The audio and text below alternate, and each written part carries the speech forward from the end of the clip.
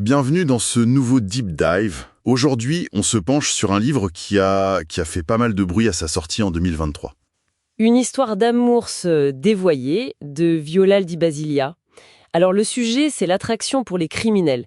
Mais la source qu'on analyse, elle, qualifie le livre d'un mot très très fort, abject.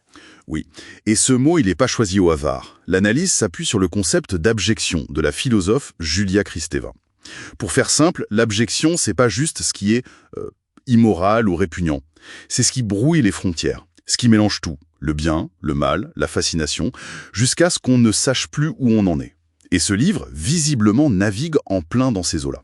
D'accord, le cadre théorique est posé. Mais concrètement, dans le livre, où est-ce que ça commence? C'est quoi le premier indice? Ça commence dès la couverture, dès l'éditeur en fait. Le livre est publié par Camion Noir. Ah oui, Camion Noir. Et leur slogan, je cite, c'est « L'éditeur qui véhicule le soufre ».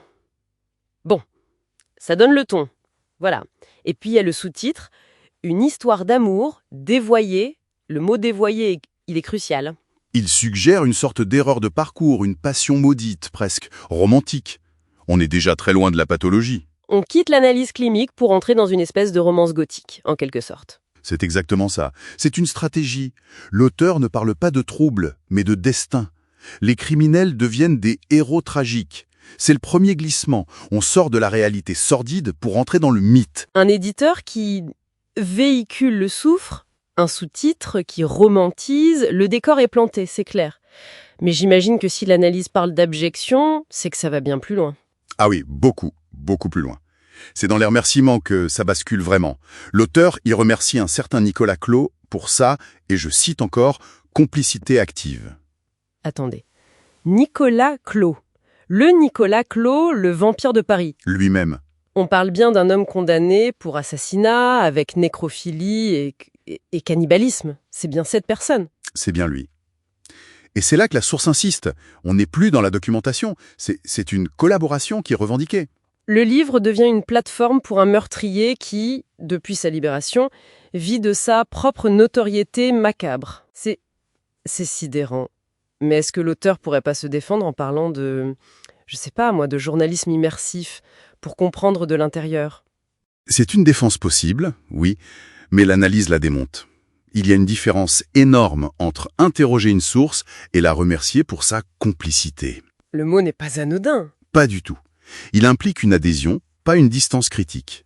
L'ouvrage ne se contente pas d'observer, il participe au phénomène. Donc le livre non seulement romantise le sujet, mais il collabore avec un meurtrier.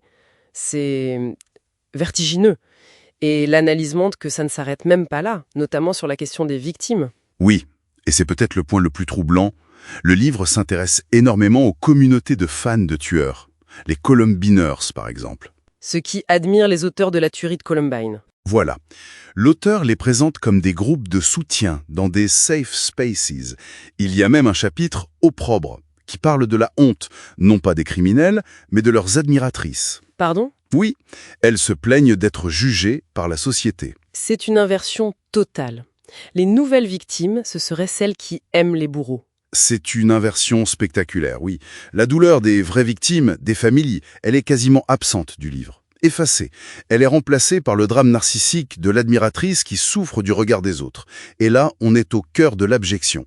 On nie l'humanité de la victime pour exalter les états d'âme de celle qui fantasme sur le bourreau. Bon, alors si on suit l'analyse, pour résumer, on a un livre qui, sous un vernis d'exploration sociologique, utilise un langage qui romantise, Oui, collabore avec un meurtrier condamné pour des faits atroces et inverse complètement la place de la victime et du coupable. c'est exactement la conclusion de la source.